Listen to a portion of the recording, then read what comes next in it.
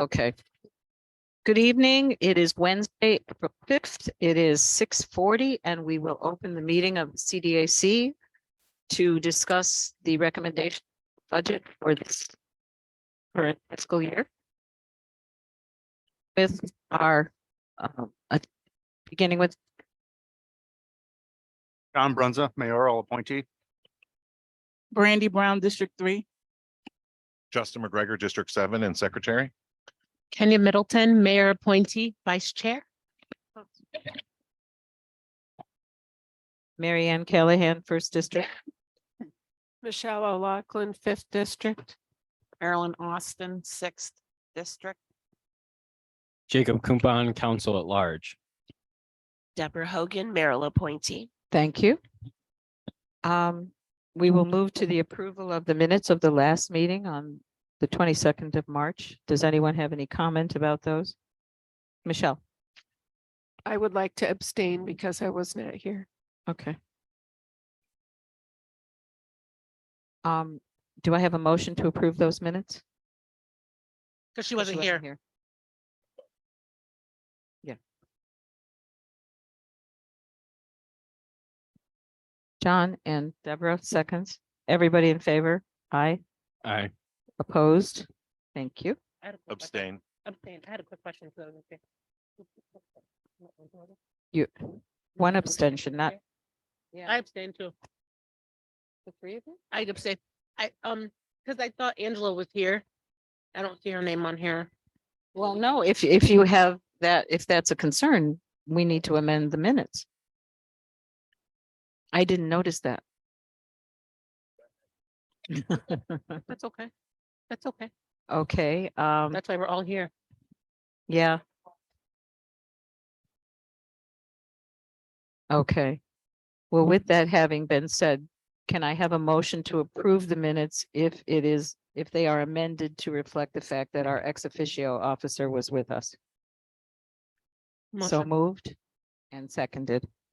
Okay, and to approve the amended minutes, may I have ayes? Aye. Aye. John and Kenya, the second motion. All ayes except one abstention, which is Michelle because she wasn't here. Okay, hopefully the rest of things will go smoother. Okay, now we come to the fun part, guys. Yeah. Who wants to start? Well, Steve. I'm going to just say that my recommendation is to start on the service programs. Do one grant at a time, but generally I've noticed that we tend to get a little bogged down in the service aspect. So maybe start with that one because that seems to be the one, or save that for last. Now we have 2 meetings. Don't feel like we have to accomplish everything today. And you definitely can take this stuff home with you. You got 2 weeks to chew it over, figure out what you like and what you don't like. So, but it's up to you guys. Maybe the easier stuff first and the harder stuff last, or vice versa. Do we have any thoughts on that? Yes. Get that accomplished. The And easy then- ones. And then, would everybody be agreeable to take the second part, the human services part, which is the more complicated part? And do that at a second meeting, because that's where we really get into discussions that may take a long time. And if we've had time to look at it, we will all have a better sense of what we would like to make recommendations. So, I think that's a good idea. yeah, agree. Mhm. okay. I don't do we need a motion for that? No, you guys- Okay. how you're doing things. Okay, so let's get to the easy part because there's still cookies left.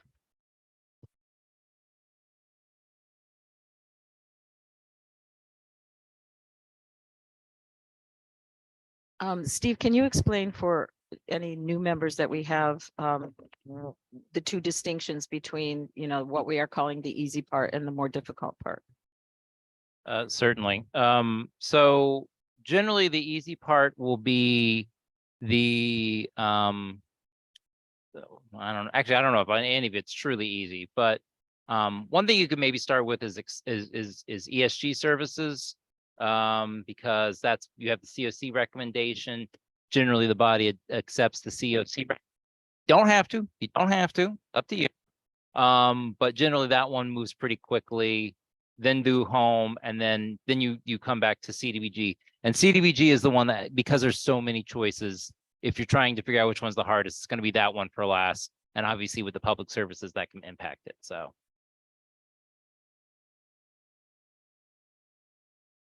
So beginning with, You want to do ESG? yeah, let's do ESG first. Okay. This was so much easier when it was on our individual computers in front of us last year. Oh, yeah. And when we were in a smaller room, Yeah. that we Yeah. could talk together more easily. So here's kind of an update. So what COC recommended was give 40% of the ESG grant to Fen, and then of the remainder, figure out the percentage of the total salaries that are being requested versus the amount that's available and give everyone sort of an equal percentage.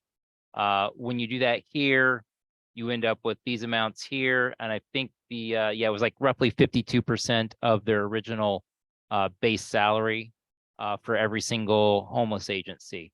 So this is their recommendation here if you do that. So although, and I know someone will say something, Ben did request $58,290.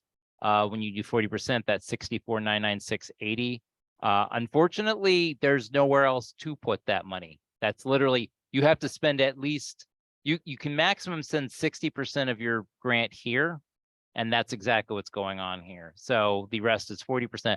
We're not putting any money into admin. We are putting a little into HMIS, but that's not going to change things in the grand scheme of things. So, so this is 40% here, which is $64,996.80. I do know in past experiences with Fen, they have said that they can utilize that extra amount. So that's roughly $6,500 more than they requested. And then going to the various agencies, this is what did I say? Roughly 52% of the recommendation. Did I put the wrong number in the wrong thing? Let's see. No, I think that's right. I pulled this in from another Excel spreadsheet, but this is essentially the breakdown. So this amount should add up to 97,000. Why is this not showing up? No, it can be 50-50, but ever since I've been here, the COC has always pushed the maximum on this 60% section. Always. You could do less than 60% and put more money into Fen, but again, that will indicate you're then putting extra money into what Fen had requested. I mean, right now you're already putting in 6,000 more than they had originally requested. So.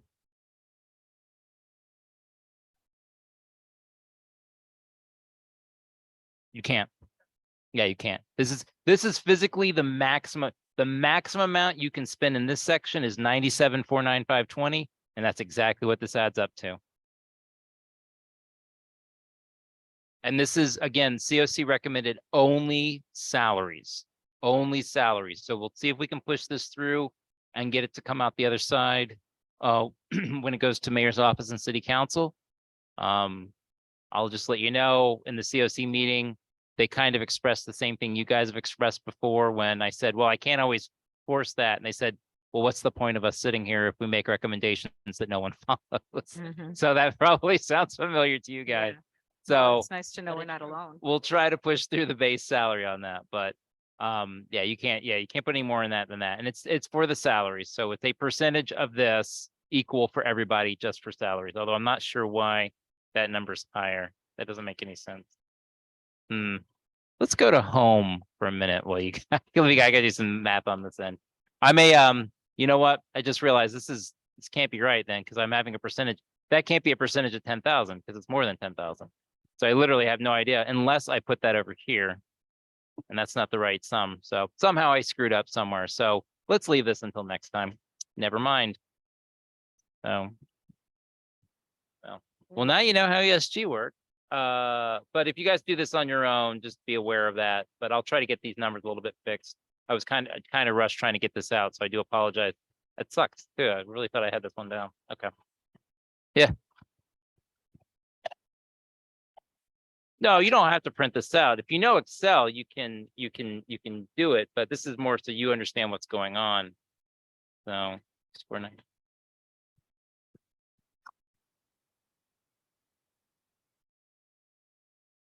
You don't want to stare at the computer too long? Yeah, the thing is that this allows you to, yeah, you can change the numbers. Yeah. Yeah. You would need a special piece of paper just to print it out, yeah. Or tape. Put all the things together. Oh, I might have this fixed here in a second. Yeah. There we go. All right, now it's fixed. Okay, now we can talk about it. All right. So this is whatever this percentage is of for salaries, which is this- wait, other way around. Okay, 64%. 64% of their salaries. So that's what this number represents here. In fact, I will.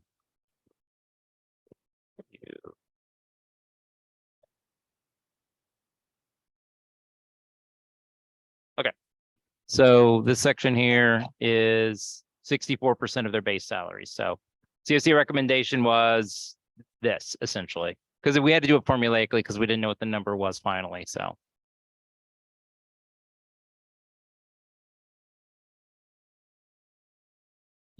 The total amount that you can fund in this section here is 60% of the overall ESG grant.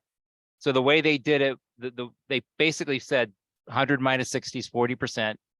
Give Finn all that 40%, and for the money you have left over, essentially evenly distributed amongst the requested salary reimbursements, if that makes sense. Yeah, when you do the math, it's 64%. It's still larger than we did last year, so. Yeah, I mean, the breakdown is correct. So theoretically, we could dismiss this part. We could vote on it. Not going home yet. No, no, no. There's still cookies left. You You're just- not going home till the cookies Party are just gone. started. Party's just started. Well, but you guys can switch. So the one thing you can do, so you really can't move money from the bottom line up. You could move money from the upper section down. So you could fund Finn more if you so wished. And you could also move amounts between these various things. So if you wanted to give more money to the VOA or more money to TTLP and take it from another agency, you absolutely could as well. You could also say, we don't care, give them whatever they want. We don't care if it's just base salary. It's up to you as well. I mean, the COC is a recommendation to you, just as your recommendation is a recommendation to the mayor and city council. So you can play with these numbers or you can accept what they have. But the COC is making the recommendations based on their own rather intensive research into each of these agencies and what they're doing, right? And the overall situation. I mean, They're supposed to be, well, they're but the supposed to be the COC experts in the field. is always like, they're on the ground. They're the people that really understand what's going on. So, I mean, if we want to, if any of you want to, we can have that discussion. Otherwise, we can just do what we normally do and accept what the COC has recommended. Does anyone have any, Deb?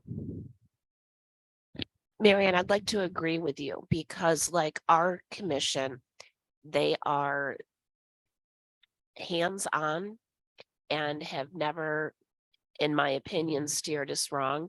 In the past, we've maybe played with a little bit of the numbers, but with the new breakdown, I think it is prudent to go with their recommendation and would concur with you that we would pass this as presented. Any other discussion? Deb or Michelle? Deb. I'm comfortable going with what the CLC recommends and just sticking with these numbers and this percentage. Okay. Um, if that is the case, I don't know.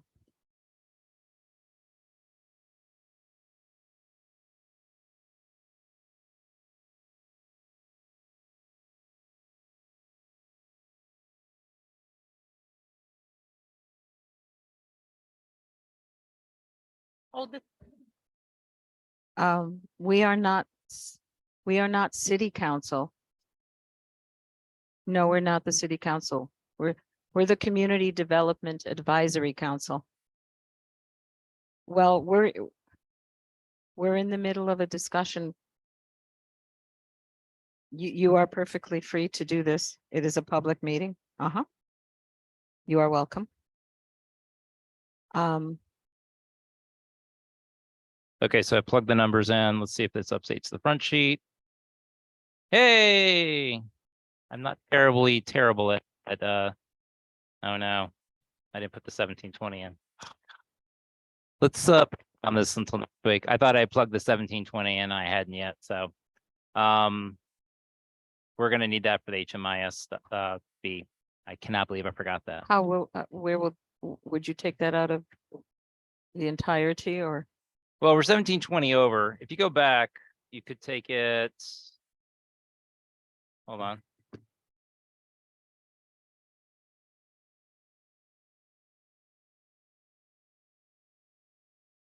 I think that fixes it.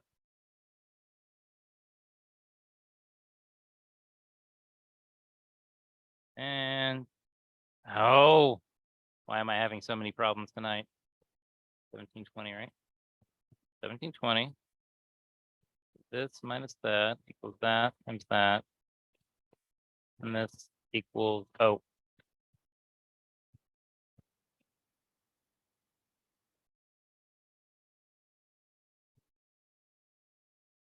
Yeah, let's skip this until next week. Okay. Or in 2 weeks. I got to figure out where the 1720 came in. I thought I had calculated and I had not. I had it here as a minimum maximum, but I did not plug it into the services aspect because it's a little weird. So All right. I think what we're leaving this section is as soon as Steve adjusts that HMIS thing, then we can move forward on that one. And if we're all in agreement, we can vote on it next time. So the next section, This one's a little bit easier. There's no service programs or anything like that. It's pretty much where do you want to plug money in for the home program. So I know in general, the city's going to want to use some of the home funds for salaries. The salaries here would be things like Pete's and Jeff's salaries, where they're administering the rehab program, the home purchase program. And then you pretty much have the rehab project program. You cannot use home for home purchase. I do apologize. Tibra, really, I'm just going to say no because we still have Tibra with BHA for a multi-year contract for that. And so you also have an unknown Choto project, which we've not assigned yet. You have to spend at least $97,000 there, 97,72605 into the Choto project.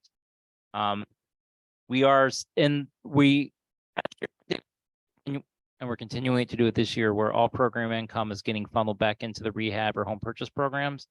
This minimum here reflects that. It's $65,000 and it's mentioned down here. 65,000 is program income to be included in revenue. So that reflects that. So 1,000 needs to be here. At least 97,726.05 needs to be here. But the rest is up for you guys to decide. Yeah, I know it's really hard to see this stuff.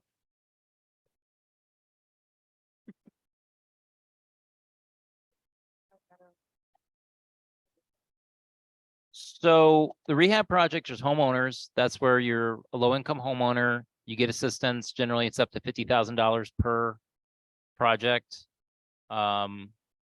It's done on a mostly forgiveness type basis where if you live in the home for 5 years, it basically diminishes how much you have to pay back, but you always have to pay back at least 40% of one grant. So ultimately, at the end of the day, you might get $50,000 and only have to pay back $10,000 if you follow all the rules. But that's what the rehab project is for its homeowners. The Chodo projects, that's the rental project. That's for low-income rental projects. So think First Ward Action Council, Greater Opportunities, CPI through the 435 State Street project, those kinds of things where it's for a low-income project. Now, we did this year use some home funds that we had extra to provide assistance for First Ward for a home purchase project. You can do a home purchase project through a Chodo. You can't do it through the city. It's got to be done through a Chodo. It's a little bit more, saying it's a little bit more complex is the biggest understatement of the year. If you want to ask anyone involved with that project, they're going to say that I was the biggest jerk in the world. And I apologize. I had to be because that's the way HUD is. But it was hair-pullingly difficult. But that is an eligible thing too, where they buy a property, they revitalize it, they turn around, they sell it to a low-income person, and then the person has to live there X number of years. And that's pretty much how it works. So, but home funds, that's all home funds are for, is for residential projects. Now, this is completely separate from the home ARP grant, 100% separate. This is the regular home funds. So I would say start with where you want to put money into. Thoughts?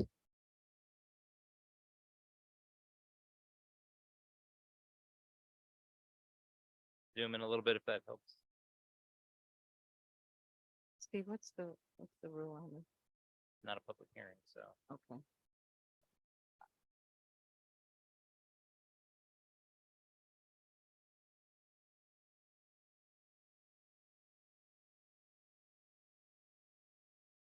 These funds come from the federal government every year. They're called the Black Grant. Right.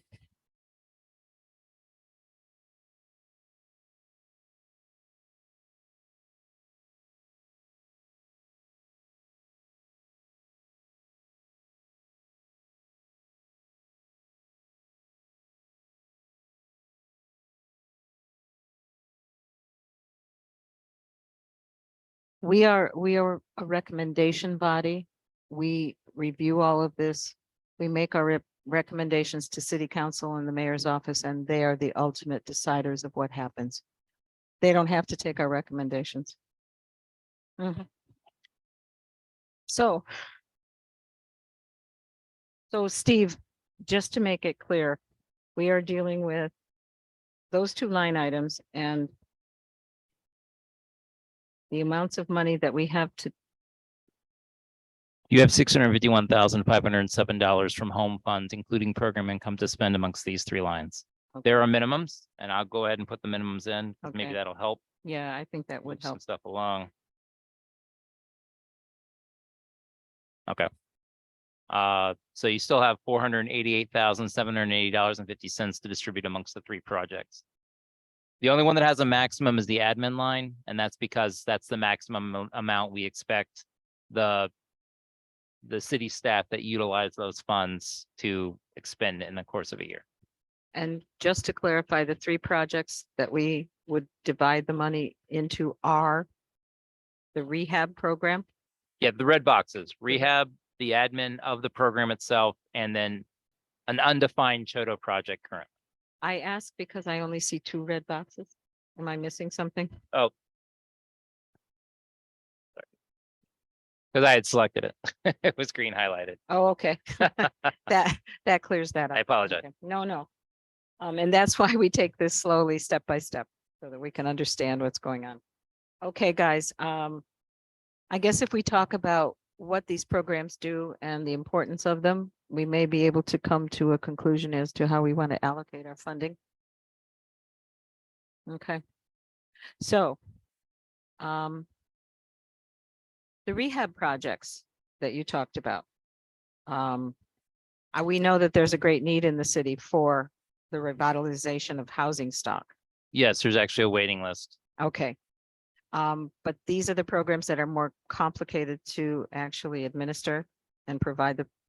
No, these are the only projects we have for administering assistance for homeowner well, I'm sorry. You can do homeowner rehab with CDBG. That is a possible thing.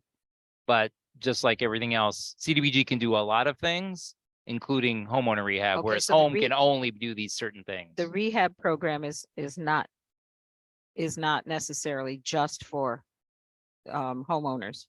No, it's just for It's homeowners. just, well, that's what I'm saying. Low So income homeowners in the then city. you're of saying Binghamton. that that's the program that's more difficult. Well, if There are no, I more was sorry. hoops to jump through. The Chodo project for Oh, the Chodo selling a project for property to a home. Okay, homeowner is more Okay. difficult. It's still a rehab project per se, but Okay, normally Chodos, you can either create low income rental housing or low income home buyer housing. Low income rental housing is actually kind of easy. Okay. It's the low income when you sell it to a homeowner where there's like oodles and oodles and oodles of paperwork and documents for even the person buying the property to sign. okay, So okay. So based on that definition of things, does it make it any clearer what we might want to put into each line item? The Chodos have been, as far as any rehabilitation of housing stock around here, the Chodos have been rather successful. yeah, think 435 State Street, which was the mixed use housing there. Including a nice little grocery store I've heard about over there. The other one would be say 27 Pine, the veterans housing. That was a Chodo project. The current Greater Opportunities Scattered Site, Munsell Liberty area housing. FIN, Family Enrichment Network, they also have a rehab or a Chodo project at, On Virgil, right? yeah, Liberty and, is it Liberty and Virgil? I think so, yeah. Yeah, they're right nearby, just a few blocks away. So those are all, I mean, they're usually geared towards either just low income people in general or low income people of a particular group. So for example, 27 Pine was specifically for veterans that are low income. The FEN properties and I think the Greater Opportunities properties are for people that need supportive housing. In other words, people who if they didn't get the assistance would most likely end up homeless. I think 435 State Street, the way they were doing was just mixed income. So I don't think there was any other restrictions other than that they were the individuals getting the assistance were low income. And I'm trying to think of some other, I mean, we've done so many Chodo projects, it's like blurring my mind. Like I said, the one project, it's on Linden Street. First Ward bought the property, sorry, rephrase that. The land bank sold the property to Right, First Ward for right. $1, and First Ward rehabbed it for, I think, $150,000-$200,000 and turned around and sold it for much less than market value. And that enabled the low income family to move into that property. So those are kinds of things you can do with the Chodo projects. They are fairly successful. But the way they're structured, it provides, that's the other thing, it provides long-term sort of, I don't want to say subsidized housing because they don't always pay the person's rent, but they make sure that anyone in there has to be below a certain income and there's a maximum amount they can charge on rent. If you heard me tell before about rent reasonableness, there's a rent reasonableness factor in there with Chodo projects. So basically it's ensuring for 5, 10, 15, or even longer years that there's X number of units that are available for a family or a household that qualifies based off of income and other factors. My other question would be the rehab program for homeowners. Mhm. You say there's a waiting list. Yes. These are as expensive as the other projects. Well, so Chodo projects generally, I'm gonna rough guess it here. We spend probably about $100,000 per unit. And generally we only give them like, $100,000, $200,000. The rehab projects, so the straight up just homeowner occupied rehab projects, they cap out at 50,000 because it's the way we do it. It's kind of funny. We do it as two $25,000 grants, one specifically for environmental issues and one's for non-environmental issues. But the same thing of a household has to be low income. They have to live in the property for X number of years. And so, yeah, just so you're aware too, you have to live in these properties for a period of time or you owe the city back. Yeah. I don't even think we defer it anymore. It's 0 to 100. You either owe everything or you don't owe it anymore. So It's 5. 5 years. Is it still 5 years?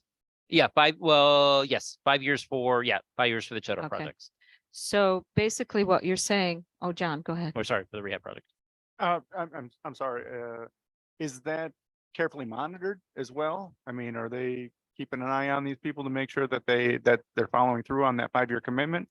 Or, Well, the way we Are- do it, okay, so that's a really good question. So the way we do it is as a second or third mortgage on the house, or first if they paid off everything. So the mortgage sits out there essentially forever. And what comes up is people don't even realize that. We've had people that said, you know, I did this 30 years ago. I didn't realize there was still a mortgage on the property. The mortgage is there until it's and was it released or whatever? Released or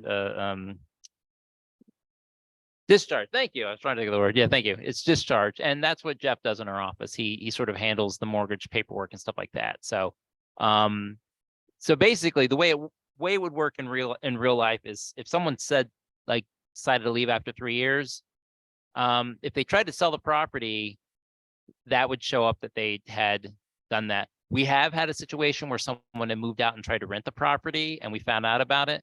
But we do an annual, you do an affidavit that basically says, I still live at the property and here's a copy of my utility bill that shows that I still live at the property. Can people get away with something?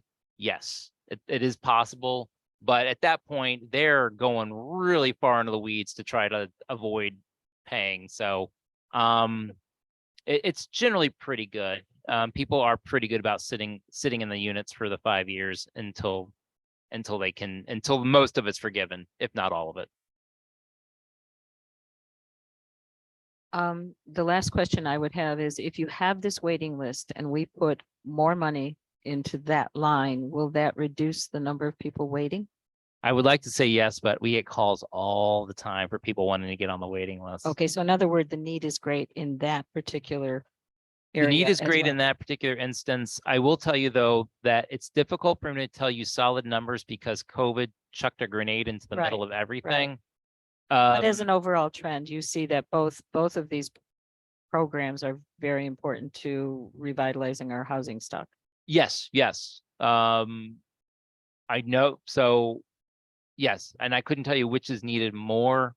Or It's difficult to say, perhaps or they whether are the city equally- can even do all enough rehabs. So for rehab projects, essentially think of this, for every $50,000 you put into the rehab line, that's a house. For Uh-huh, every $100,000 you put into Chodo, that's an apartment. Think of Yeah. it that way. yeah. So based on that, guys, do we have any ideas? Because I know, home ownership is important. It's tremendously important in this area. We are outnumbered, those of us who own homes. Would we want to maybe decide how to distribute these two based on what we just heard? Any ideas? So just to clarify, make sure I understand correctly. So for the Oh, good, he's got his calculator out. This is great. for the for the rehab is every $50,000 as a home, and then the Chodo is every 50,000 as an apartment. No, Right. every 100,000. 100,000, okay. yeah. It is. Around here. Yeah. But that's the apartment. Chodo, the rehab project, 5 years. Chodo project.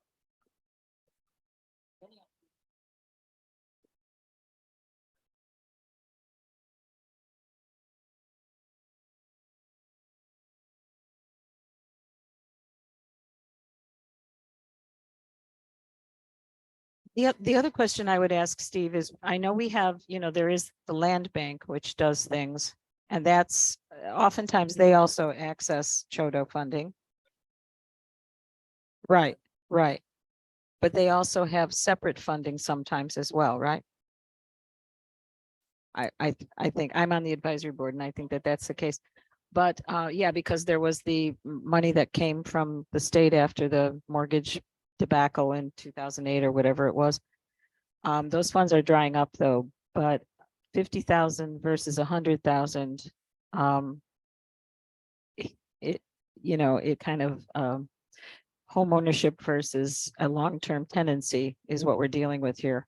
So what were you going to say, Jacob? I was just gonna kind of build on that. I mean, it just seems like more bang for our buck if we can do 50,000. and get somebody Rehab rehab. on single So I family would, dwellings. But again, that requires someone to be a homeowner. Right. So it can't Right. be used for rental property. right, But there's a waiting list and, There's a and, waiting and what the Yeah. city needs is home ownership. I mean, Yeah. in order to stabilize our housing market, which used to be good, it was good because we had homeowners that outnumbered tenants. In In the old theory, days. this wouldn't change the number of homeowners. What it will do is enable homeowners to stay in their homes if the building's falling apart, basically. Which Which could does, be equivalent or it, not. it, depending it, on how it you is look an at it. equivalency in many ways, because if people are leaving because their home stinks, then it's going to auction and then it becomes a tenant nightmare. So yeah, this is what we're dealing with on a practical basis. So yes, John. Yeah, I'm of the more bang for the buck mindset too. It does seem as though, you know, that may affect more people. It's also my understanding that any of the Chodo projects, $100,000 is going to be a drop in the bucket compared to what they actually need and have to make the project happen.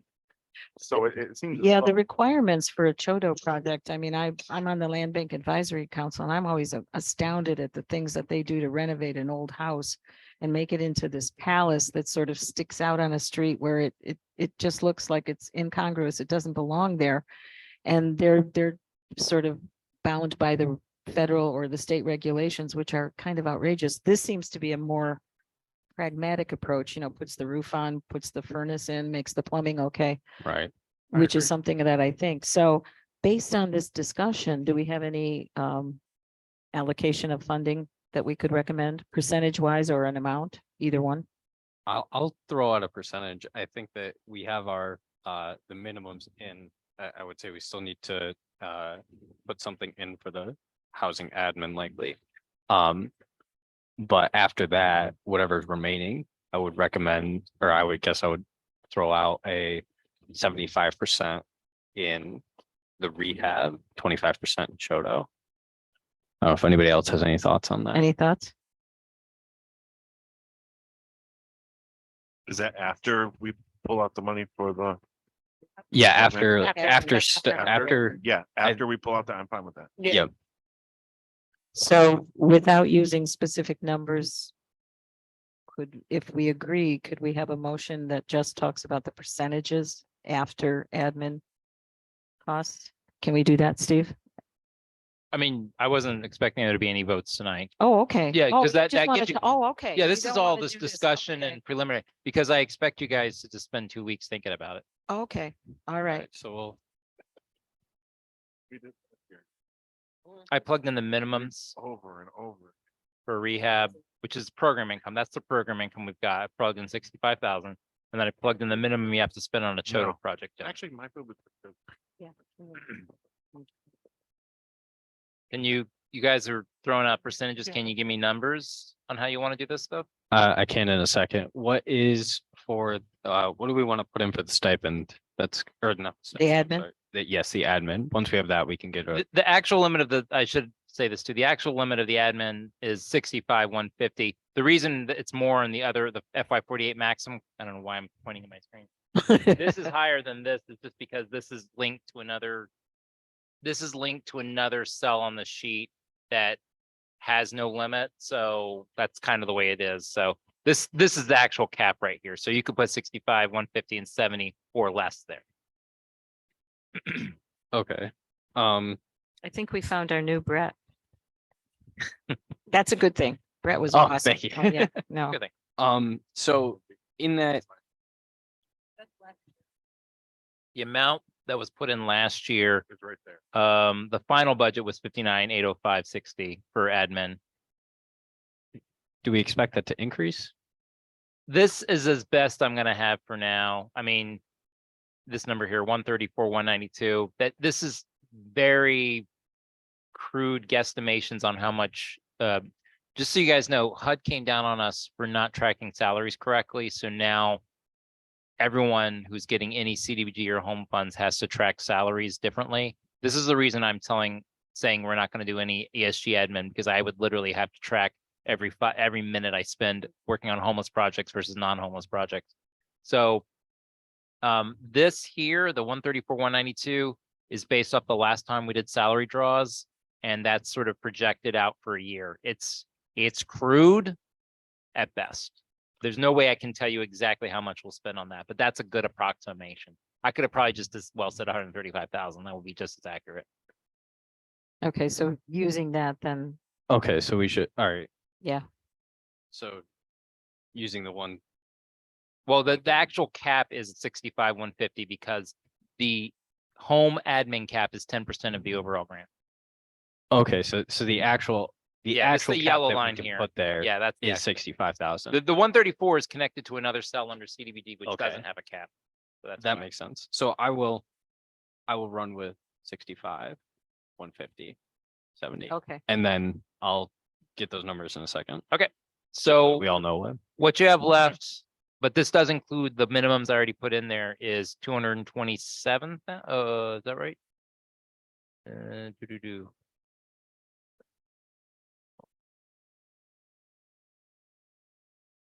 Yeah. Okay, so you've got 423,000 left, I think, to spend. Yeah. Yeah, the minimums are 65,000 for rehab. That's program income. That's the average of the last 3 years worth of program income we've got from home. And then the 97,72605 is because you have to spend at least 15% of your grant on Chodo projects. HUD requires it.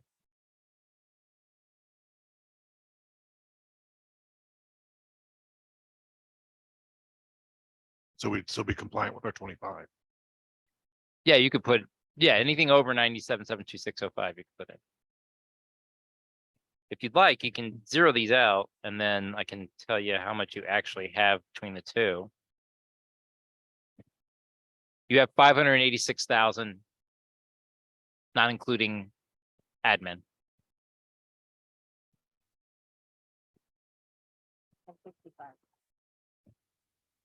Well, I took the 65, 150 and that's already included. So of the money you have left, you have 586,000 to split between the two lines.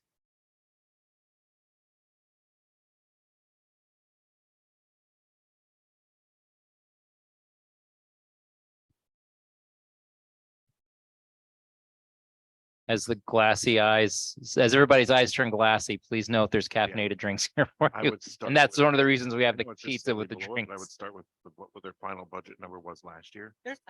Well, I mean, he had,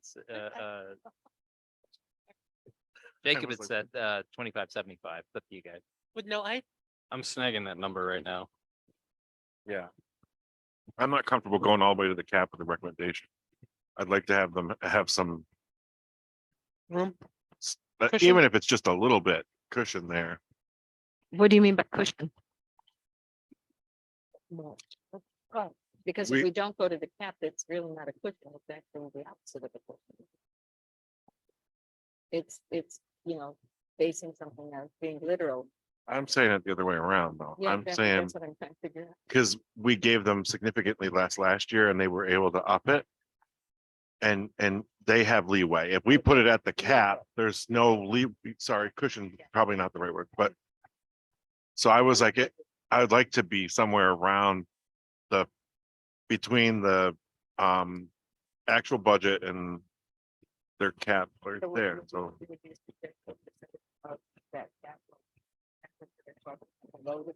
No, I would just say, let's recommend what they used last year. That still puts us about, what, $6,000 or $5,000 underneath the. They went up $5,000 and some change last year. Why does it keep doing that? Stop doing that. It is a big problem. I know it is, If they're more expensive, but it's- we're also giving that, we're recommending $6,000 more than we recommended last year, so How does everyone feel about this? I just feel like there's no leeway for them if we're right at the cap. But if things don't get spent, if we recommend the cap and they don't spend it, Talk That about for happens. admin. that often happens too, no? Yeah, So, I mean, we can do what you're saying. Would you recommend a percentage? Or you're just saying the amount, the same amount? I just. You're said- not adjusting for inflation at all? I adjusted for inflation. I said, let's That's go to their the- final well, you budget can't number ever from go over last cap. year. Let's recommend the 59,800 That's the public 805. service. Oh, okay, That's which was mainly the public more service. Which than what is they and no actually one ever spent. 5 grand, 6 Every year. grand more than More what than they they, actually spent. I see your reasoning Doesn't now. matter Thank what, you. but every year. No, that no, still it's- puts us You 6 guys are grand paying under every the year. cap. that they So can what's the put new us. admin number? Every year. So, crossing my fingers. tell him. So last year we recommended to them 53,4,280. And they ended up with a 59, was it 59,805? Yeah, I'm recommending we go with the 59,805.50 now. That still puts us with that leeway there of the 6 grand or whatever for them to go up if they need to, or just Nope. recommend. We're still giving them a boost for inflation. They from can still last buy year. their eggs, yeah. okay. One more second. Without looking like we're going above even what they're spending. Or we just taking it easy way out. Yeah. Which is the temptation. It totally is temptation. Considering. Let's just roll the highlighted number in everywhere. I'll also let you know, my goal. I don't always score. My goal in the next 2 weeks is to finish up those last round of salary expenses, and I may have a more accurate calculation of the expected expenditures. Okay, that would be Um, good. But goal, aim high. That's what I gotta do. Jeopardy theme. For Final Jeopardy. Final Jeopardy. I feel like we said that last year and I actually played it from my house. Okay, so if my math is correct, that would put us at this, the admin, the 59,805.50. For rehab, it would put us at 443,776.13. For what rehab? Yes, Say the number again. 443,776.13. And that would put Chodo at 147,927.37. Wait, 927? No, 920, wait. 925? Should be the difference, sorry. Oh, sorry. It was the difference. Do you have the total? The total, I think the maximum total is the 651, right? Well, I mean, I can just do it from here. Yeah. 147,925. All right. So in this case, you said 0.5. Do you want to do the 0.6 or point? I mean, this is a dime I'm talking Yeah. about. Yeah, whatever we need to do to make the number work. 59,805.60 for admin, and then for rehab, you're suggesting 443, $776.13. Yep. You know, I gotta write these RLs, folks. I gotta put the pennies in there. 447,925.27. So really what this looks like is you're looking at about 9 rehab projects and probably 1-2 unit of Chodo. So. And looking at the caps and the minimums, you're meeting both. and this kind of changes the percentages of the home rehabs that have been in the past that we've recommended for funding. Well, last year you recommend 240 and then the mayor's office went with 150. Yeah, so I So- mean, this is an important change in our deliberations, is what I'm saying. It's definitely an inverse compared to kind of how you guys had recommended, like Exactly. Chodo versus rehab. Yeah. So the mayor's office went very hardcore with the Chodo funding last year. And so, And I think that when I present, I will indicate to them that we've had this discussion and that we thought that the home ownership programs and the rehab of single houses with maybe families living in them are as important, if not more important, because I know that Chodos are the buzzword. It's like the whole tiny house thing, it's everybody wants to do a Chodo project. because as soon as you said that, I was noticing those. That's totally what you guys did last year. You want to talk to Steve? Steve, would a homeowner like a owner occupied house be eligible for that too, or just single family? You mean a Single homeowner duplex? family owner occupied unit. Just one. And Just one. you mean homeowner duplex? Yeah, it can't be a Occupied. two-family. We Okay. don't Okay, do yeah. two or That's three what I was family. asking. Yeah, Okay, so I'll give you the nitty gritty. We can do 2 and 3 family, but that requires the owner of the property to annually recertify the income of the tenants living in their properties with Lord. us. Yeah, those are the kinds of things where people say, can we get do this? that. And I go, yes, but you don't want to. yeah, exactly. But the need for single family, single dwellings is great enough that I think I like this. I like the fact that we're putting the emphasis on this, and I will definitely make sure that we say that to city council and the mayor this year, is that's why we felt we should do it this way. I mean, if we can save 9 houses, Yeah, and From put 9 falling families into, into yeah, the let's tear them down mode. I'm Exactly, all for it. exactly. There's a So- couple in my neighborhood that are starting to teeter that way now. And There's a it's couple that I'd scary. like to knock Really? down now. Yeah, yeah, no, it's true. It's happened in 2 years. Yeah. So Huh? based on those numbers, yes, Deb, Just to concur with that, I've been speaking and doing a bit of outreach conversation, and it seems like the homeowners feel forgotten because many of the projects are for rental homes and affordable housing, but it's the homeowner that helps stabilize. I'm the Yeah. last owner occupying my block. yeah, And you need to help the homeowner. And also, Steve, I've always told this, since I've been on, is the public relations of that once these funds are established, to let people know about it. Yes, they may be on a waiting list, but again, they know about it and are on the waiting list and have the potential Yeah. of being chosen there's hope. for that program. Correct. And it might keep them going and Exactly. not have them sell and it go to notorious landlords, of which I'm surrounded. Exactly. It would be Yeah. a welcome relief. Yeah. And I think that this is a very, very important move on our part. I really do. John? If we could, just for a second, take it a step further. Steve, can you tell us about, like who's doing the work for the projects on the individual homes, on the rehab projects? You mean the contractors? Yeah. Okay, 'Cause that so affects more people too. So I'll let you know that the reason why, so for a few years around COVID, we had some issues. And the main issue was everyone was home and everyone decided to rehab their properties. So we had a bottleneck on getting contractors.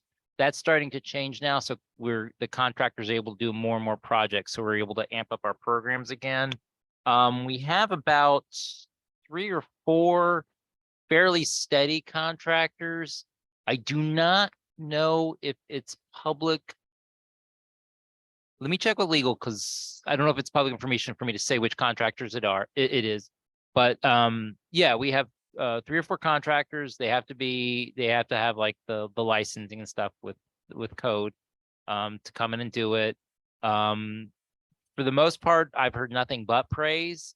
We have had 1 or 2 homeowners that have come back critical after the fact, but I will tell you this, HUD came down and did an inspection and they randomly picked the worst person ever that was on our program to go inspection. And they were like, is that going to be a problem? I said, no, I want you to go out and go to this person's house and talk to him and see what we did. And HUD went out and talked to this guy and heard him complain about us. And they came back and said, you guys did a great job. So I was like, all right. I only ask about the ripple effect. I mean, jobs, and Yeah, everything like no. that. I Yeah. want to make sure that we're thinking about helping the most amount of people. I mean, the contractors need work too, and The 3 or 4 contracts that we have, almost all of them are owner or what do you call it? Owner, not owner occupied, the Owner operated. owner operated. Thank you. I don't know why I'm losing words tonight. They're owner operated, It's so that they are way. small businesses. They're one of those things where if their checks are late, they call us because that's food on their table. So we know that these are not like multi-billionaire companies coming and doing this work. They need the money and they're local people as well. So. Shuttle projects are generally larger contracting firms. Yes. They're less the mom and pop firms. Another point to be made to city council and the mayor. Steve, one more item. The homeowner of those 3 to 4 contractors should be public because they're allowed to choose from them and have them come out. And I believe you require 3 quotes. Yep. Yeah, we So- do, we do it, they pick from there's usually a walkthrough. And then the contractors that want to bid are supposed to be there for a walkthrough. They walk through with currently Pete, who may be leaving this year. So just so you know, we might be replacing him with someone else. They walk through with the housing coordinator, and the housing coordinator draws up the scope, and then the contractors bid, those bids come in, and then generally that's the determination made, pick the contractor who's the lowest bidder, but ultimately it's the homeowner chooses, although it's almost always going to be the lowest, but they get more work done if they pick the lowest one. So, but that's how come we're able to spend that $50,000 almost every single time. So it's always you meet code requirements first, and then once code requirements are met, then I think we're starting to trying to focus on energy efficiency. And then we may do some aesthetic rehabs, but it's almost always roof, sidings, porches, windows and doors. And then if there's money left over, possibly bath rehabs or even kitchen rehabs. And I'm not sure, and it just dawned on me, I'm not sure if that also includes things. A lot of our applicants are elderly, and so they want things like the walk-in tub kind of things. But I'll have to check with Pete on that. I can't guarantee you how often that happens, but I believe it's asked for more than once. So Yeah, that, Steve, final question, Marianne. In the past, there used to be a handicap grant that made the single family or 2-family home accessible. Are those funds part of this, or is that a separate revenue stream? It That was doing is- those bathrooms. So grab that bars. is, in my mind, eligible under this program. Once all code requirements are met, that would be, say, maybe a second one. I don't know of ones where we have installed ramps though. But I'm not against it. I mean, I'm all for installing a ramp if someone needs one. Once all the code, we have to do the code requirements first because the program requires it. You cannot have a code violation and a property rehab afterwards. So you meet all code requirements, and then afterwards, I would say, yeah, ramp. I'm not against that, but I don't know of a project that's happened in. This was a special allotment. It was only $5,000. Pete Petrosani may know of that from history back in the day. Oh, okay. So that's why I'm asking if this can be brought back or it's a separate funding line, but it was specifically $5,000. I want to say that was probably like the CDBG DR from many years ago. These funds could be used for ramp, absolutely. And I know an applicant under CDBG this year, when you guys get to it, is offering to do ramp installations for people. does First Ward Action Council, they do ramps? Do they take it out of what we give don't- them for the senior repair program? I don't know the last time they've done a ramp. They That's did not, one a few years ago in my neighborhood. I know they Okay. did that, and I know that they do them. I just wondering if we knew what revenue stream they took that money. it's or- probably from the senior home repair Yeah, program, yeah. CDBG. So that's another. But yeah, another under way. CDBG and home, but I mean, almost HUD's funny. It's so many limitations on so many things, but the moment you talk about ADA compliance, they're like, yeah, throw the money. I mean, there's no problems ever with almost any of our grants for ADA compliance. So, yeah, this could be used for ramps. Absolutely. I have no problem with that, but it's not dedicated to ramps either. So it seems like it's on a case by case basis. Yeah, What the when they homeowner get to the needs. top, we go through what are What the the code homeowner requirements needs, up which is first, good. and then after that. But I can bring it up to Pete and tell him, I think he knows this already, but yeah, we can definitely do this for ramps as well. So based on that, can we agree that these are the preliminary figures that we want to go with and then move on? I'll make a motion. I don't think we need to hunt. We're just discussing. So, I but you get the next motion, whatever it is, okay? something did just dawn on me. Deb, I just remember we did do one project just a few months ago where it wasn't a ramp, but we installed one of those little stair elevators for yeah. So a person could get up to the It's a second stair floor, chair. which is That I honestly, I think is going to be in high demand as the city progresses, because we have a lot of 2 and 3 story homes that are old and the owners are getting elderly. And unfortunately, I've heard so many stories about people basically not losing, but abandoning their second and third floors because they can't reach them. So, but you know, that was a case where we will, so it wasn't a ramp per se, but it was something ramp-ish. So no matter what, I think we're on the right track here, and I think we can make a good case to both city council and the mayor regarding this. Moving on. Right. Drum roll. All right, so now we're talking the hard part ones. So we can either look at the service program and capital projects, or do you want to look at everything but those? I would prefer that we look at everything but and give us a couple of weeks to really look at this, because, you know, we used to have 2 or 3 people on the committee that would come in and they would be so super prepared that they would give us our baseline and then we could argue with it. But if we don't have that, unless Jacob wants to take up that position, we will need some, I think I need some time. I don't know about you guys. So let's save that one for next week when we have maybe looked at that a little bit and come with some, because the thing with this, the human services portion is we've always had this discussion. Do we give everybody a percentage of what they've asked for? Do we not fund some projects so that we can give more money to other projects so that they can be more efficacious? These are things we need to think about as we decide, because this is the hardest part of the budget. It's the most needed, and it's the one we have the least funding for, and it's kind of sad. So it's going to be a tough discussion. So, yes, I just have a general question. When we are looking at some of these numbers, we don't always have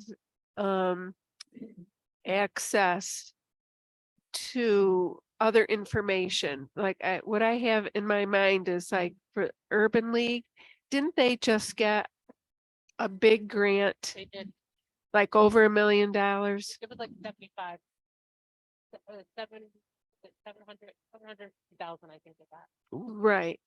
I knew that they got, so but do we not have in their packets, we have their alternative funding sources, don't we? If they listed them and they listed them at a point where they already had secured those other sources. And we could always ask them for updated figures, can we not? Correct. I mean, you have 2 weeks for, if you guys have extra questions. That may certainly be float 'em something to we me wanna and I'll- look at. I can get that stuff. Do you want me to ask Urban League that? Yeah. Yeah. And another thing, but then. I know. Show me what you got. Open your wallet. Deb? Steve Vines, please. Same thing. Correct. Would it be appropriate to send out to everybody who gave us a packet to say, if you've received funding from before, you know, after you presented to us, can you also give us those figures too? Would that be something we could do? Sure. I can That send way out a message out. we'd have the latest on everybody, because that's a good idea. That's a good point. You're being like this.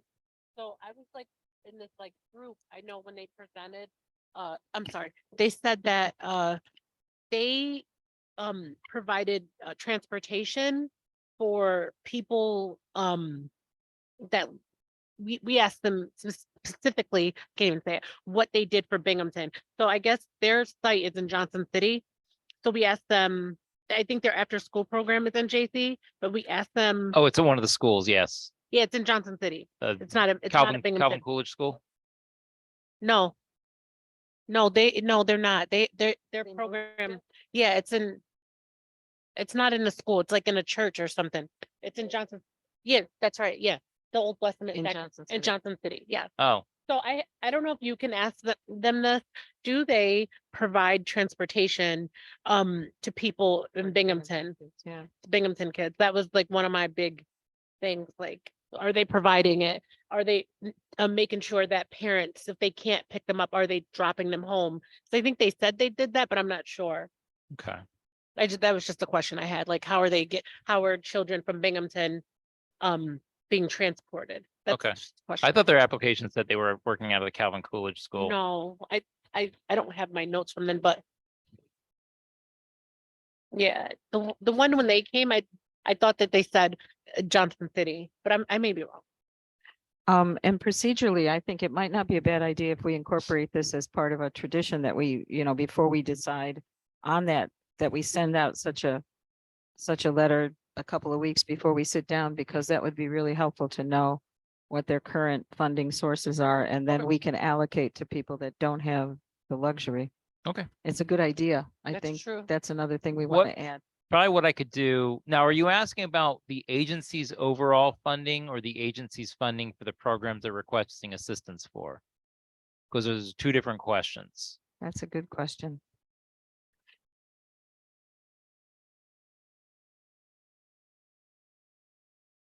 Or they could have a ton of money that they have some discretion with that they don't want to necessarily tap, and they're going to tell us, well, we don't have any more money for that program. Yeah. Could- Uh-huh, Well, yeah, uh-huh. yeah. Generally, the application only asks for one question, one question of what is your overall agency budget? And then within the budgets, if you notice, they do have just for the one program they're requesting assistance for breakdowns by different sources. So if we've generally not asked them if they're getting other funding, I mean, that can be big. I mean, think of Catholic Charities. That's millions and millions and millions of dollars of other grants and funds they're looking at there. So I think it's a good idea to make sure you're tailoring the question in a way that it's not going to open up a can of worms with that. So that's why I'm asking, is it overall projects or overall agency funding, or is it project specific funding? I would push to ask for project specific funding. As somebody we've done this stuff before, asking for overall funding doesn't always paint a clear picture. Also, I don't know if anybody will respond fully to that. Like sometimes getting all those numbers together can be very, very hard. So that would be my two If cents on that's that what we have question. traditionally asked them, I mean, getting an update at this particular juncture is not a bad idea. And then we could revisit this when we begin in the fall again. We can talk about certain things that we want to look at. And because obviously if an agency is getting millions of dollars, they have a lot more discretion than an agency that has a very, very limited budget.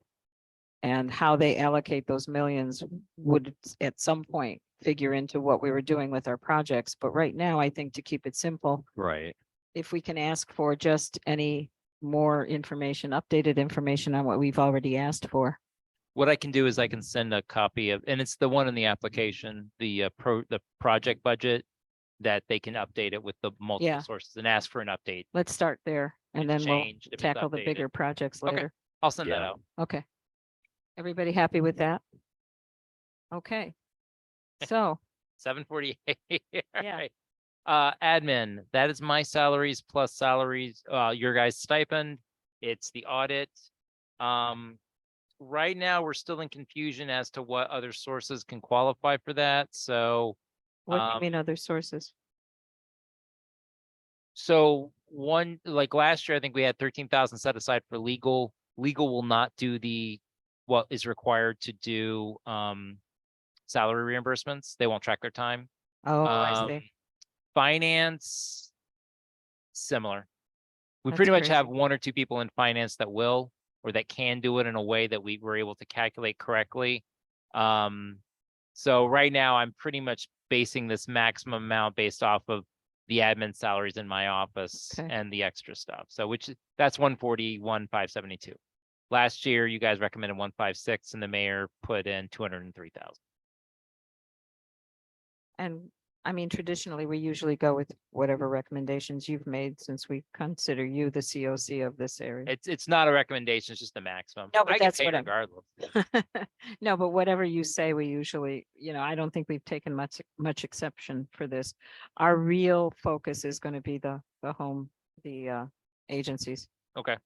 I think that's where we have the most room to really discuss So do you want me to just put the maximum in there? for now. I think. Okay, yeah, and you're not voting on this tonight, No. so. Fair housing, with all the stuff on my plate, I've not gotten around to doing the fair housing education. So I think we're still gonna ask for the 5,000 for it. Danielle in our office is supposed to be taking up the mantle she's supposed to be our new fair housing officer. And I talked with Juliet about getting her involved with the fair housing education to make it more robust. But yeah, we still have the funding from last year we've not dipped into yet just because insanely busy doing everything else with this. So, but yeah, you guys could say 0 and I get that because we have the 5,000 from last year still sitting there. Well, if we did say 0, where would that $5,000 go? To something else you guys choose. In any of these sections, or are we limited to that section? I don't understand. In other words, could it go into the human services? Yeah, but there's this Budget. cap on human services. Yeah, absolutely. I mean, Okay. this is, you have an overall. In other pool. words, there's, it's flexible. If we decided to say no there, we could put it into a place Yeah, where we, absolutely. okay, that might be another thing Sure. to think about.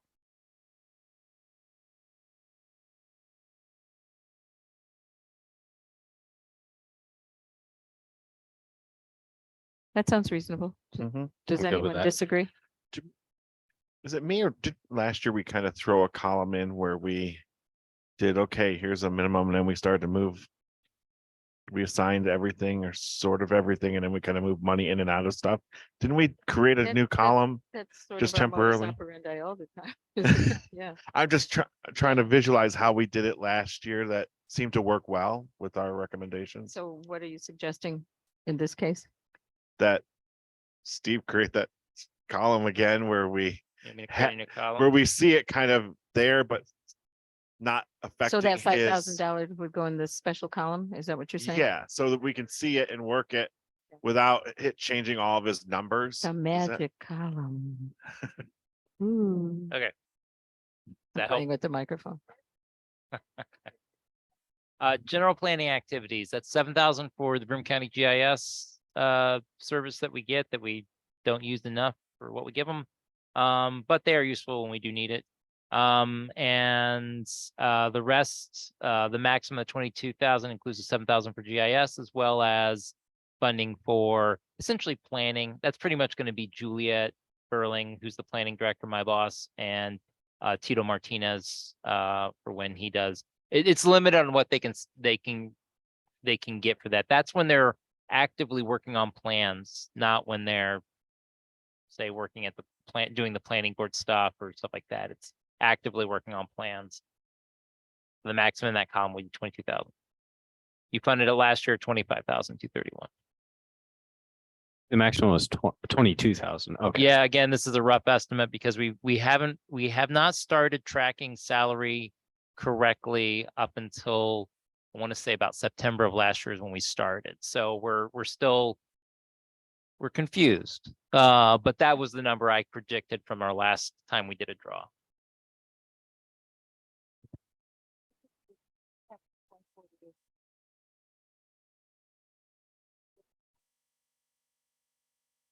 Nope, you guys are working on 49. This is last year's final budget the mayor chose. Oh, yeah, I see what you're saying. Yeah, that's a type.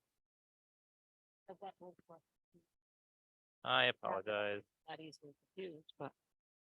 Okay. Okay. So we want to leave those Yeah, 22. further discussion next week?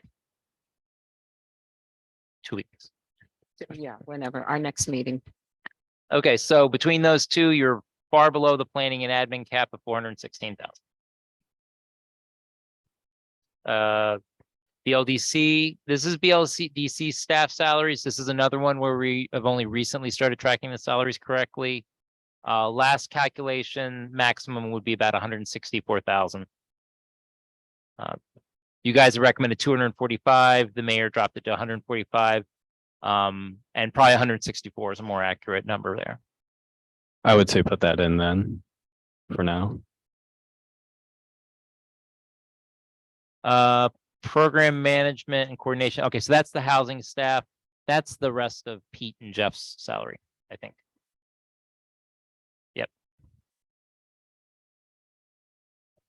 That's 74. Yeah. 74.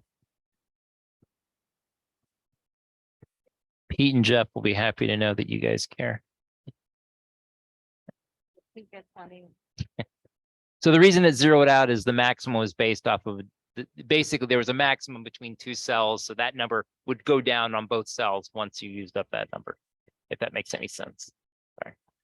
Inspection, code enforcement services. Again, this is about 250,000. Again, we've only started tracking salaries recently. That one was a big, the total was bad. The code enforcement was worse. That one, I think we finally got that under control, but I did not do the January draw. I haven't done the draw since December last year. So, that's the best number I have right now. It's a guesstimation at 250,000. It probably more eventually, but like I said, if I can get salaries done in the next 2 weeks, for Q4 and Q1, then I would have a much closer and accurate number there. So that number reflects the current number of code enforcement people, right? The way it works is it is the overall eligible code enforcement officer salaries and benefits times the percentage of low mod area inspection, unique reports that also include the fact that they gave them the handouts that indicated the access to housing services and that the property itself is considered Stinky. yeah, basically dilapidated. yeah. Dilapidated is the word. Um, We had to put that into the city charter. It was a mess trying to get that all done. But anyway, basically code enforcement is supposed to go out, hand out that piece of paper. You saw the form. I think I've brought it in before that we're very proud of. That form indicated housing resources, which included our housing program and the various homeless agencies and all those other resources. They're supposed to hand those out and they're supposed to make a determination as to whether a property is dilapidated. Almost every single code violation will count as dilapidated, but some won't, like snow removal. It's not a dilapidated thing. So, but we had to do that to meet HUD requirements. I just wanted to mention, he said he was gonna stop out and see the house next door. He didn't. Who You did know, what? I have similar, although I realize that they are overworked, underpaid, and very frustrated because they're dealing with a huge problem, but I don't quite see that scenario happening over and over again in this city, unfortunately. So I guess my question is, what kind of recommendations can we make to beef up a very necessary service in this community? I mean, vote. It kind of is kind of out of your guys' hands and code enforcement because it comes down to the way the city charter and code and itself allows for property owners to be penalized. But what I'm saying is if I don't know for sure, but I would bet the farm that scenario that you just described doesn't happen all the time. Well, they're supposed to actually document it now. So they're supposed to Okay. literally document when they go. So yeah, this is like, so I would be basically interested in seeing that. what I will do is the way it's supposed to work, Can we is- foil that? you could. I do a quarterly draw or a period of draw time of all code activities. We toss out the ones that aren't eligible, like the ones that are like in electrical inspections, because that won't qualify. Then we have to go through and make sure that they wrote down that they gave the form and that they rated the property as dilapidated. Both must be in there. And If they did not, we have to mail the form to the property owner and the tenant. So we mail it to the property and the property owner. And we have to then make a judgment call between myself and Jonathan Westgate, our vacant property officer, who's a certified code inspector, as to whether the qualification itself qualifies as dilapidated. and the qualification of dilapidated. Pretty much our definition of dilapidated is almost any code violation other than temporary ones. Which means that it needs to be fixed. Yes, but that's the HUD requirement is that you must have the property must be dilapidated. And so it's based on. I don't think that that's the problem. I think we Yeah. can pretty much decide that most of the properties that they visit within that context are. Oh, yeah. What I'm asking is, why isn't anything ever done? Because it doesn't seem that the city's getting any better. Well, then that comes back to like what Chris had talked about, and I think I'd brought up too when Chris Schleider was here. It's kind of not in code enforcement's hands. It's in the city charter on the penalties. It's in the court systems on how Yeah, they penalize yeah. people. Okay. So it's kind of beyond even Yeah, you but guys and toothless code enforcement. No, enforcement. but as citizens, it's not. Oh, yeah, that's why I said citizens. that. I kind of jokingly, but slightly spicy. Voting is kind of a way of dealing with it. Yeah, Yeah. or showing up at city council meetings and complaining Yeah. about it. There's not a lot of teeth in the court system for code violations, No, unfortunately. no, they're not. I mean, we were a community that probably didn't have that problem a long time ago. Yeah. Okay, thanks for the clarification. So, So can I just throw in there, as I said that night to Chris Schleider, you could have an army of code enforcement officers. You could have 100. And if that's as far as it goes. So that's why I think we need to really look at the numbers. I mean, I don't think we should, strip them of money, but I don't think we need to be overly generous in or a at least we way. need to stipulate that we'd like to see them do their jobs more efficiently. Is that a No, diplomatic way to put it? I think it goes back, like you said, it's the legal, it's the corporation council, it's the judge that adjudicates those cases. It's Well, just, it's the priority that's placed on this issue, which is really the thing that we're talking about. I mean, people just sort of slough this off either as being too difficult a problem to handle or not important enough to handle. And either way, we get lost. And what I'm passing out to you guys now is a very insightful response from Mrs. O'Laughlin to an email that was sent to us regarding the issues that might come under code enforcement and the egregious number, and we'll get one up to you, Deb. The egregious number of trash that we see It is around the city. disgusting. It is. By the way, I have a trash cleanup that's going from Tompkins Brandywine Highway all the way eastward in the city on the 15th of this month. We have an army of people coming together, going to be on the news starting on Monday Cool. to promote it because it is so bad. It is just, I've never seen so much garbage. And I think Michelle gets to the heart of the problem, which is that we have residents now who do not care about this issue. And there is a land bank, I think in Albany and one in Chautauqua County that does cleanups, but they also do outreach to the perpetrators of the problem, which is a lot of times we will clean up and then the people that are doing it will just watch us and go, hey, this is great. They're going to come back after we make another mess. And we have to incorporate that sense of responsibility or accountability somehow into what we're doing. Yes, ma'am. She Okay, raises her hand. after Justin's cleanup, we're having a cleanup on the 22nd. Yes, at the Noma Community Center in the First Congregational Church. Cleanup starts at 9:30. It's Earth Day. And yeah, we'll be cleaning up from Front Street to Jarvis, Main to Gerard or Front Street. I mean, not Front Street, Gerard or Thorpe. Yeah, so whenever the tracks, okay, we'll be cleaning up. Mhm. All right, who's next? Who's on the 29th? What's left? What? Mine is east and north sides. We're doing as much as we can, as many teams as we have. I've got the state giving me all the orange bags. I've got gloves. I've got donation of the poker things. I've got all kinds of stuff. Hold on. It is 10:45 meetup and assignments at the old Video King.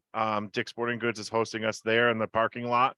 And then 11 o'clock, we'll spread out with our food and snacks and stuff. The 15th, there's a big Facebook online thing. Yes, it's the spring clean and green. But how do we reach out to the people that are actually causing the problem? You know, I mean, do we go into the schools? Do we try to teach the kids that this is important and they go home and tell mommy and daddy? I mean, what to do? Yeah. So I had an idea, even though it didn't work because we didn't get the community, too many community members. We might this year.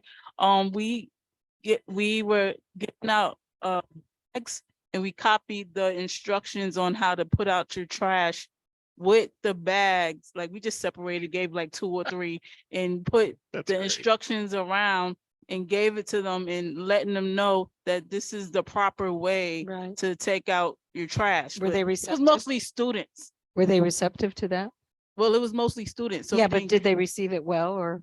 they didn't, they didn't live in the neighborhood, so I don't, the cleanup, it was supposed to be the community residents were supposed to come and do the Oh, cleanup. I see what but you're saying. The we actual participants in the. Yeah, cleanup. we Oh, get students that want to do their community service I or see. whatever, so it So was you're not hard. really hitting the people that are No, actually but causing maybe the if we problem. can send out mailers to people, because I don't know that the landlords actually tell the It residents. has to be a cohesive, holistic effort to let people know on several levels. Because in the old days, everybody knew what they needed to do and it doesn't seem We like. also had, we had this discussion last year. We were almost gonna buy garbage cans, remember?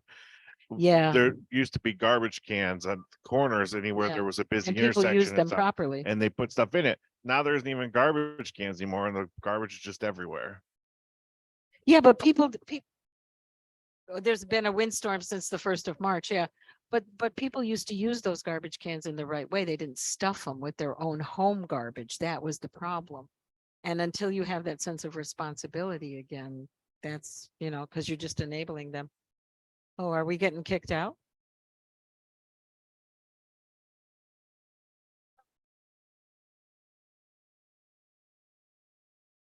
Is there public in here? Do you need to leave, Deb?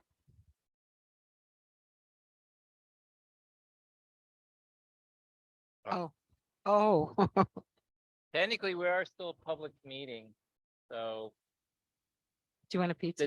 when did they say that it was? Pizza, will we say? Do you want a piece of pizza? Oh, soda? We have cookies. Tacos. Tacos? Okay. No, thank you. We appreciate you very much. We'll be wrapping up soon. So, based on that. So how do we, The police tell you to leave. yes, We can sit home in our Well, pajamas just doing like this after again. parties I've been to. so.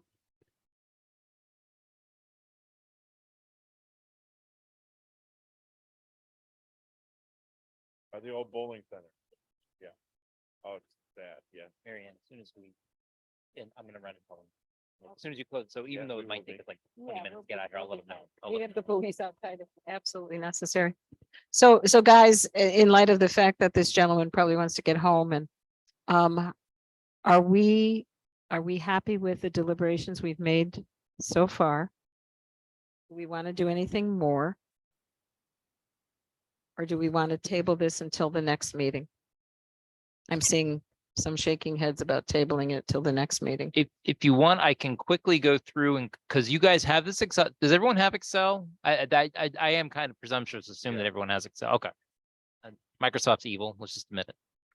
Anyway, I can go through this real quickly and kind of explain those leftover items, and you guys can have 2 weeks to play with numbers. Mhm. Okay. I'll probably just send you this spreadsheet. Once I figure out why that ESG one's not working right. Okay, so code inspection, I think we know about that. Okay, so home purchase assistance and repairs. This is basically the same thing as the home rehab program, but also it can be used to help people buy homes. Those are two separate programs but they're funded through the same source. Minimum amount that $300,000. We had a lot of program income this year from CDBG. So that'll be between six rehab projects or what? 50 home purchases, which won't happen. Generally have about, less than a dozen. But at least 300,000 there. You guys can determine if you want to put more in. Lead asbestos, I'm asking for 5,000 because we still have some from last year. That's needed for all of our home, our rehab projects, our residential rehab projects. That's basically inspection to meet HUD requirements. Senior housing repair program, that's First Ward Action Council. That's straight up what that is. Demolition blight removal, that's, straight up demolitions. I think it's about $30,000 per demolition. The mayor put a lot into that last year, and I think almost all those demolitions are done now or getting wrapped up. Yeah, and just so you know, I talked to someone in the fire department. We're going to try to coordinate with the fire department to use the demolition project properties as training. Apparently that had been Cool. disconnected at some point, and I'm gonna try to reconnect it because I know one of the guys in the fire department who handles that. So, Binghamton Homeownership Academy, that's just gonna be $20,000. I would put it in here because, I mean, I might as well just put it in it. Actually, I'm gonna do that right now. All right. You have to at least put $20,000 in and don't put more than $20,000. But that's the Homeownership Academy with Metro Interfaith. And they do our intake. They do our intake for the rehab program. So, but they also, for people buying buying property, they make sure that they have this sort of financial understanding whether they should even buy a property. And you don't have to buy a property once you do the Homeownership Academy. It's just, it helps. And then the rest are handled through the worksheets, CDBG Capital. These are the 3 applicants in your packets. By the way, if anyone is missing an application, let me know. I will make a copy and send it to you if you need it. The Council of Churches was doing their Ramp It Up program. They asked for 20,000, but honestly, you could put more in there. Roberson Energy Efficiency at the Roberson, Hamilton House Parking for SEP. And I'll let you know one I know the mayor's office is working for now. It's going to be it's a park aesthetic improvements. I think they're going to do it at the MLK Plaza. It's going to be like or at the university. It's through the university, it's like the Harriet Tubman Center. They're doing like this historical thing for the Underground Railroad. So they're going to put a statue up. I can't remember how much it is, but the mayor's office is very keen on that. That's an eligible use of CDBG sort of thing. Yeah, totally eligible. Yeah. Okay, and then service programs, red boxes. You have a lot more agencies this year looking for funds. Yeah. Yeah. When I started putting everybody in there, I was like, whoa. So there's some new agencies here. I do not have the mayor's minimums yet. Hopefully, we'll have that before next time. I know Megan was working on it this week. So, but you can see what you spent last year, what you recommended, what the mayor budgeted, and what the requests are. The requests are always much higher than the budget. But for services, you only can spend up to $312,000 in services. And this thing, the way it does it, it calculates for you and it'll let you go over, but you'll have a big negative number there. So just be careful. Pay attention to that. 312,000. And as I always say, don't force the cap. In fact, I would rather it not go to the cap. The cap is We have 15%. Justin for that. 12%, 10 to 12% is a much happier thing, but I know we tend to push the cap. So it's so far, every time I do my caper, the numbers come in fine. So far, I dread the day where it's not, and we have to cut a check back to HUD. That's gonna suck when that happens, but so far, lucky. So that's that. But everybody should have packets for everything here, capital projects and service programs. Does anybody have any questions for me? Yes, I think so. Here's each one, teach one. Yes, Safe Street. Yeah, those are all new ones.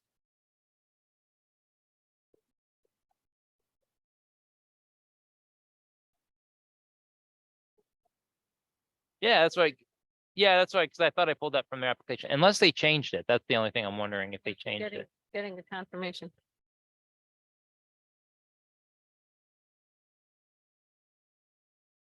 Can we? I mean, get- it's literally in the app. I don't know. Does anyone have?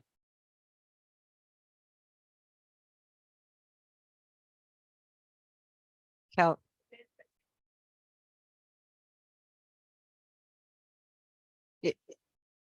You might be thinking of the Attain Lab. There's two. Yeah, there's two Urban League. Yeah, there's two. yeah, Urban League yeah, programs. yeah. Can we get a clarification from the Urban League? Well, no, I'm thinking that's straight from their application, but I can certainly ask if that's still the case. That we understand that correctly. We want to make sure that we understand that correctly. Okay. Okay. So, based on that, we have our assignments for next time. Y'all know what you need to do. So can I have a motion to adjourn? Oh, yeah, Okay, well, I forget one or the other at least. I'm Uh. consistent. Okay, we will do the final attendance, beginning with John. John Brunza, mayoral appointee. Brandy Brown, District 3. Justin McGregor, District 7, Secretary. Kenya Middleton, mayor appointee, vice chair. Mary Ann Callahan, First District. Chair. Michelle O'Loughlin, Fifth District. Carolyn Austin, Sixth District. Jacob Kumpan, Council at Large. Deborah Hogan, mayoral appointee. May I now have a motion to adjourn? Please. Deb makes the motion. Yeah, Deb. Yep. I Okay. Second, all in favor, say aye. Aye. All opposed? No. And we have special